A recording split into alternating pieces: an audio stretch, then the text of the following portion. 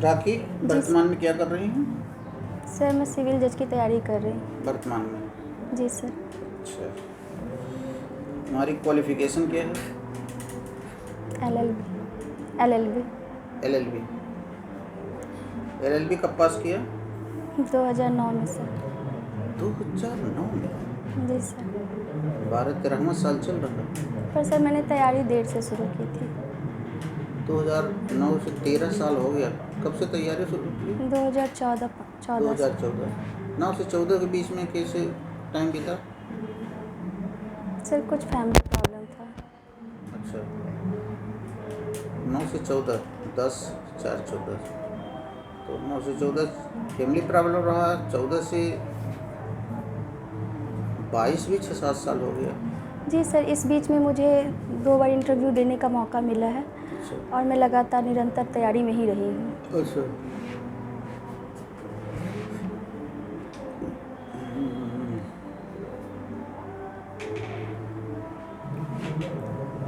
Indian constitution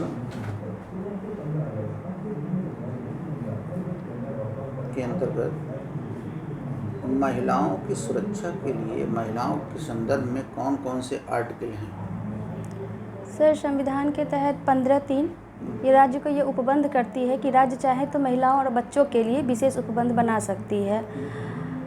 और sir जब आप नीति निर्देशक तत्व में भी महिलाओं से संबंधित जैसे प्रसूति की सहायता हेतु या अंतर्राष्ट्रीय जो आर्टिकल 51 है वहाँ भी कहता है महिलाओं के लिए विशेष उपबंध बनाए जा रहे, महिलाओं की रक्षा करनी चाहिए इत्यादि सर संविधान में है।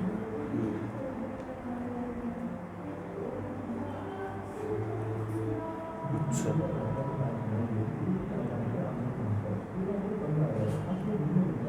एक महिला जज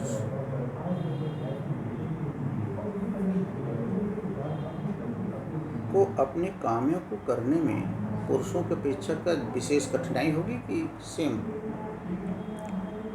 सर कुछ कठिनाइयों का सामना करना पड़ता है। वर्तमान परिप्रेक्ष्य में बहुत तो नहीं रहा है क्योंकि अब के परिप्रेक्ष्य में जो पति या फैमिली होती है वो काफ़ी महिलाओं को सपोर्ट करने लगी है। लेकिन इसके बावजूद भी महिलाओं को कुछ कठिनाइयों का, जैसे कि बच्चों को संभालना, चाहे समाज कितना भी विकसित हो जाए, बच्चों को संभालना, परिवार का संभालना, वो हमेशा से महिलाओं के लिए रहा है और वो करना ही पड़े, वो करती हैं महिलाएं। उसके साथ अगर दोनों जज हैं तो बच्चे जो होंगे उनके संभालने की जिम्मेदारी महिला जज की ही रहेगी। सामान्यतः सर यही। सामान्यतः भी पूरा? जी सर। इसमें सामान्यतः कौन बात है? कभी कभी कोऑपरेटिव हस्बैंड भी मिल जाते हैं सर। तो फिर बांट लेंगे 3 दिन, तुम संभालो 3 दिन। हम कैसे संभालेगा वो पति जब बच्चा गोद में रहेगा? कैसे संभालेगा वो? सर जो बेसिक चीज़ें हैं बच्चों का वो तो महिला ही करेंगी। क्वेश्चन का मेन पार्ट है ये। जी सर। क्वेश्चन का तो ही मेन पार्ट है। जी सर। आज अगर महिला का बच्चा जब पैदा हुआ तो बच्चे की देखभाल पुरुष कैसे कर पाएगा? करेगी तो महिला ही। जी सर। उसके सिर पे तेल रखना, उसको नहलाना ही पुरुष तो कर नहीं पाएगा। तो एक्स्ट्रा मेहनत उसको करना पड़ रहा है, उधर अपनी ड्यूटी भी नहीं कर पा रही है। जी सर। प्रसूत लाभ लेकर के अपना ही काम कर रहे हैं, एक्स्ट्रा काम करना पड़ रहा है। इसके बाद भी उनको प्रसूत लाभ का जब टाइम ख़त्म हो जाएगा, जाएंगी तो बच्चा इतना बड़ा तो हो नहीं पाता। नहीं सर। तब भी तो चैलेंज है। तो कुछ चैलेंज है महिलाओं को जो पुरुषों की अपेक्षा ज़्यादा किसी भी सर्विस में, कि बगल में झूला डला कर उसमें झूलाते हुए अपनी सर्विस करें, यानी अपनी समस्या प्लस पब्लिक की समस्या दोनों देखना पड़ता है। ठीक है। प्रशासनिक विधि में नैसर्गिक न्याय का सिद्धांत के कौन कौन से एलिमेंट हैं? सर प्रशासनिक विधि के तहत नैसर्गिक न्याय के 3 सिद्धांत हैं सर। पहला है सर RD अल्ट्रम है, दूसरा है रूल्स अगेंस्ट बायस और तीसरा है सर रीजन डिसीजन। इन तीनों का पालन करते हुए सर नैसर्गिक। LLB कहाँ से की? सर बिहार से, मुजफ्फरपुर। यूनिवर्सिटी कौन? Doctor Bhimrao Ambedkar university. भीमराव अम्बेडकर। अम्बेडकर के बारे में कुछ जानती हैं? जी सर। कहाँ पैदा हुए थे? सर ये मध्य प्रदेश के महू नामक गांव में पैदा हुए थे। महू नामक गांव है कि महू नामक शहर है? शहर है सर। अच्छा, चलिए। तुम मान लीजिए हॉस्टल में रह रही हो और कोई लड़का जो है उस हॉस्टल के अंदर तुमसे मिलना चाहता है और तुम नहीं चाहती हो कि हमसे मिले, जी सर। इसके बावजूद वो तुम्हारे पीछे पड़ा है और एक दिन टॉयलेट की जो पाइप लगी है हॉस्टल में उसको पकड़ करके चढ़ गया और धीरे से कूद करके तुम्हारे कमरे में पहुंच गया। कमरा खुला था, पहले घूम के कैंपस में घुसा, फिर धीरे से तुम्हारे कमरे में पहुंच गया। संजोग से तुम कपड़े बदल रही हो, देख रहा है तुमको, तुम एकदम सहम गई। इसको मैंने मना किया है, फिर अपने कपड़े पर वस्तु कोई डाल करके उस पर अब कानूनी कार्यवाही तुम करना चाहती हो। सर उसके लिए मैं आईपीसी का धारा 354 का सहारा लूँगी, क्योंकि 354 में ये प्रावधानित है कि अगर कोई महिला अपने प्राइवेट कार्य में लिप्त है, चाहे वो कपड़ा बदले या किसी भी कार्य में लिप्त है, तो अगर कोई उसे चुपके से देखता है तो सर उसके विरुद्ध 354 में कार्रवाई की जा सकती है।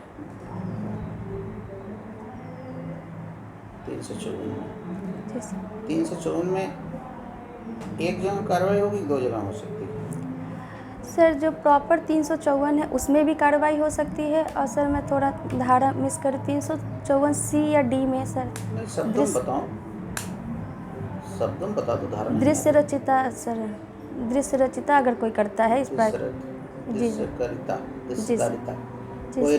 जी सर, प्लस पीछा करना, जी सर, स्टॉकिंग कर रहा है तुम्हारे पीछे, वो सर 354 सी और डी दोनों में आ जाएगा। सी और डी दोनों? जी सर। तुम्हारे मना करने के बाद भी वो तुम्हारे पीछे पड़ा तो पीछा करने में भी आ जाएगा? जी सर। और प्राइवेट कार वाले में भी आ जाएगा। किडनैपिंग किसे कहते हैं? सर जब बच्चों की चोरी की जाती है, बच्चों का अपहरण, सर यदि बच्चों को सर एक स्थान से दूसरे स्थान ले जाया जाता है बिना उसके संरक्षक की सहमति से, वहाँ पे आयु निर्धारण किया गया है। यदि पुरुष है तो उसकी आयु 16 वर्ष से कम होनी चाहिए और महिला है तो उसकी आयु 18 वर्ष से कम होनी चाहिए। तो ऐसी स्थिति में सर ये माना जाता है कि उसने किडनैपिंग किया है, लेकिन इसमें संरक्षक की सहमति मान्य नहीं। चलिए, कहाँ रहती हो तुम? इलाहाबाद? जी सर। इलाहाबाद में कहाँ रहती हो? कटरा में। तुम कटरा से यहाँ इंटरव्यू देने के लिए आ रही हो, रास्ते में सामने जो है पैदल ही आती हो? जी सर। रिक्शा करके? पैदल।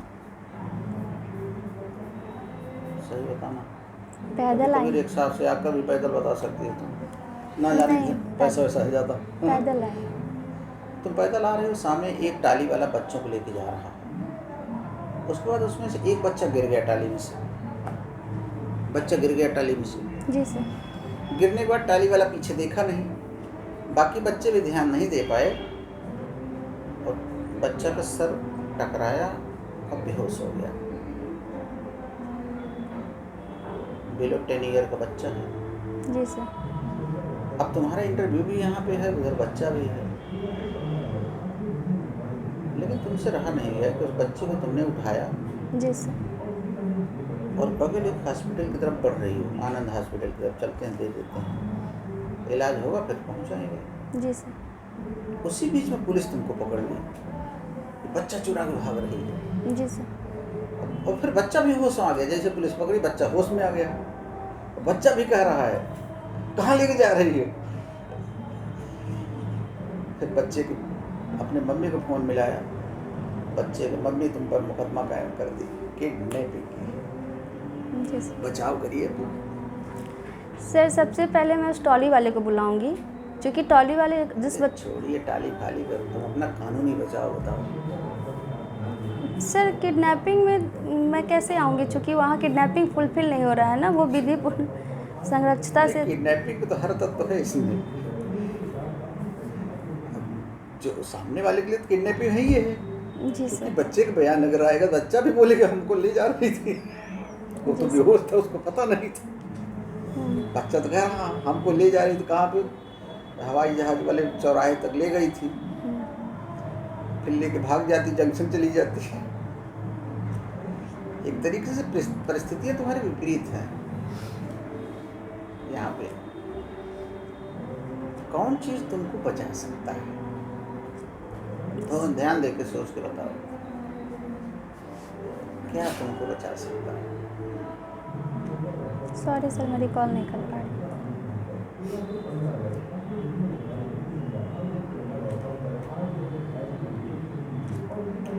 चलिए ठीक है। शून्य करार किसे कहते हैं? सर वैसा करार जिसे विधि द्वारा परिवर्तनीय नहीं कराया जा सकता है वो शून्य करार होता है। शून्यकरणीय करार? सर शून्यकरणीय करार वो करार होता है जो एक पक्षकार के सहमति से वो करार या तो मान्य रहे या फिर उसे न्यायालय में चैलेंज किया जाए, वो शून्यकरणीय करार होता है।